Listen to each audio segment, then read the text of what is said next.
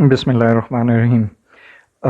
जिस मौजू ते अज मैं गल करना चाहना, अज वो मौजू है मंडी वालियां दी साडी इजतमाही सोच ते साडी रैयत साडे आम लोकां दा किवें ओह सोचदे ने।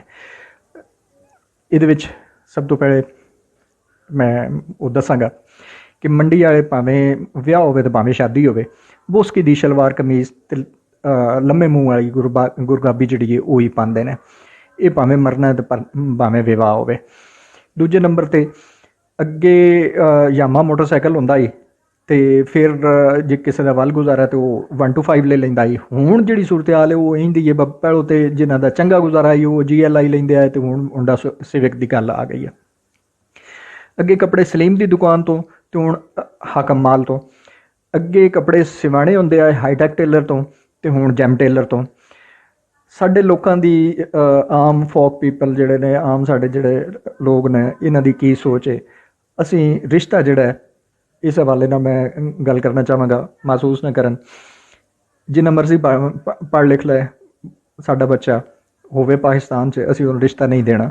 असीं उस रिश्ता नहीं देना, उस बंदे रिश्ता देने, उस बच्चे ने रिश्ता देने जिहड़ा यूरोप टुर जाए, होवे भावें बेशक ते डंगर, निरा डंगर होवे, नो प्रॉब्लम, रिश्ता असीं उस दे जाना। ते अगे अगली गल जिहड़ी है वो ये वे, इत्थे मंडी विच खास तौर पर सूरत हाल जिहड़ी इंज दी बनी पई है। आप भावें गुजरात भी ना गया होवे, पर हर बंदा, हर पिंड चो हर बंदा जनाब तुहानूं यूरोप दा एजेंट लभ जाएगा, क्योंकि मंडी का कौमी खेल जिहड़ा वो डंकी है।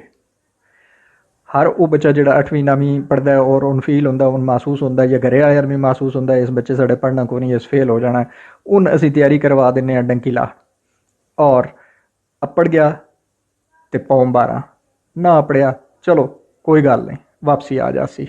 इस वजह तो ही ढेर सारे बच्चे जोड़े ने साढ़े यूरोप की टंकी लाते जोड़े ने वो किधरे रस्ते में हादसाती तौर पर मौत का भी शिकार हो गए, या ईरानी या तुर्कश बार्डर पर फड़े गए तो या किधरे वो मतलब हादसे का शिकार होकर मर गए, और अजे तोड़ी उन्होंने कोई पता नहीं। हर साल बतेरियां लाशां भी पाकिस्तान आउंदियां ने पिंडां विच।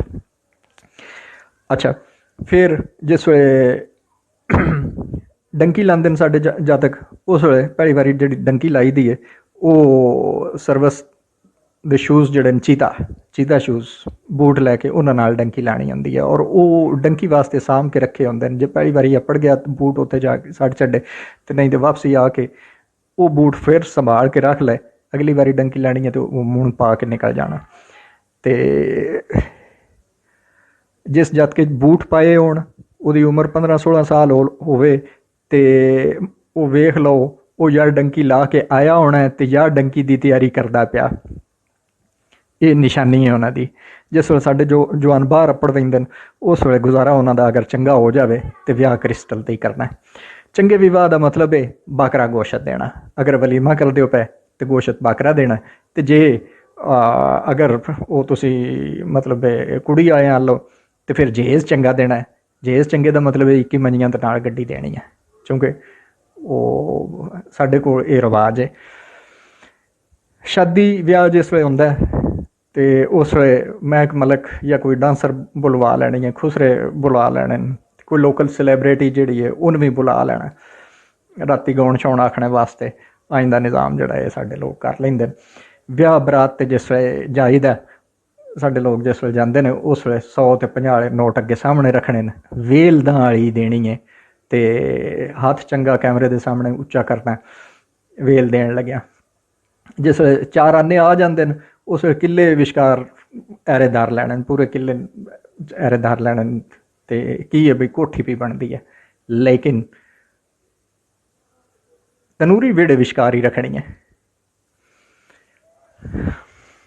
जिन्हों का काम अरबां मुल्कां यूरोप इंग्लैंड अमरीका सूतर जाता, यदा मतलब है वो अगले इलैक्शन च पक्के उम्मीदवार ने नाजमी दे, या अपनी अपनी हैसीयत के मुताबिक वो MPA या MNA के उम्मीदवार बन जाने, क्योंकि उन्होंने को रुपये आ लेंगे। ईद आले दिहाड़े ईदी ते शराब पी के रसूल बिराज तो मच्छी खानी है, ये भी साढ़े बच्चों का शौक है। एक आध पैक लाना तो इंजॉय करना है, और इंजॉय फिर इंज ही होंदा है। ਤੇ ਸਾਡੇ ਜਿਹੜੇ ਜਵਾਨ ਜਦ ਤੱਕ ਜਵਾਨ ਹੋ ਜਾਂਦੇ ਨੇ ਉਹ ਹਰ ਜਵਾਨ ਦਾੜੀ ਮੁੱਛ ਰੱਖ ਲੈਂਦਾ, ਆਪਣੇ ਆਪ ਨੂੰ ਸ਼ਰੀਕਾਂ ਵਾਲਾ ਸਮਝਦਾ, ਟਿੱਲੇ ਵਾਲਾ ਸਮਝਦਾ। ਹਰ ਘਰ ਵਿੱਚ ਨਜਾਇਜ਼ ਅਸਲਾ ਵੀ ਮੌਜੂਦ ਹੈ।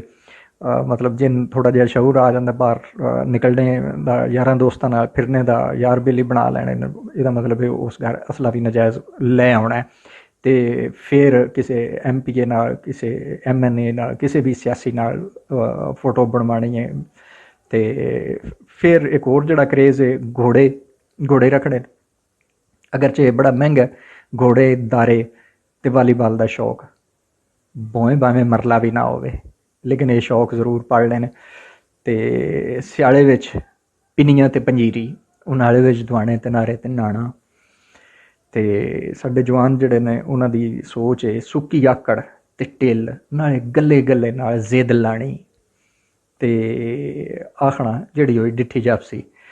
ਇੱਕ ਹੋਰ ਜਿਹੜੀ ਸਭ ਤੋਂ ਅਹਿਮ ਗੱਲ ਹੈ ਮੰਡੀ ਵਾਲਿਆਂ ਦੀ, ਉਹ ਇਹ ਸਰਕਾਰੀ ਦਫ਼ਤਰਾਂ 'ਚੋਂ ਕੰਮ ਕਢਾਉਣਾ। ਇਹ ਹਰ ਵੇਲੇ ਮਾਲੂ ਲਾ ਕੇ ਰੱਖਦੇ ਨੇ, ਮਾਲ ਲਵਾ ਕੇ ਆਪਣਾ ਕੰਮ ਕਢਾ ਲੈਂਦੇ ਨੇ। ਇਹ ਵੱਲ ਜਿਹੜਾ ਮੰਡੀ ਵਾਲਿਆਂ ਦਾ ਇਹ ਵੱਧ ਹੈ, ਇਹ ਵੱਲ ਇਹਨਾਂ ਹਰ ਜਗ੍ਹਾ 'ਤੇ ਆਜ਼ਮਾਇਆ ਹੈ ਔਰ ਇਹਦੇ ਮਾਸ਼ਾਅੱਲਾ ਬੜੇ ਉਹ ਨਤਾਇਜ ਵੀ ਬਹੁਤ ਅੱਛੇ ਆਏ ਨੇ। ਅਤੇ ਇਹ ਵੱਲ ਕੋਈ ਮੰਡੀ ਵਾਲਿਆਂ ਤੋਂ ਘੱਟ ਹੀ ਜਾਣਦਾ। ਜਨਾਬ ਮੰਡੀ ਵਾਲਿਆਂ ਦੀ ਇਜਤਮਾਹੀ ਤੌਰ 'ਤੇ ਇੱਕ ਜਿਹੜੀ ਉਹ ਹੈ ਸੋਚ ਹੈ। ਅਤੇ ਜਿਉਂਦੇ ਰਹੋ, ਵਸਦੇ ਰਹੋ। ਅੱਲਾ ਹਾਫਿਜ਼।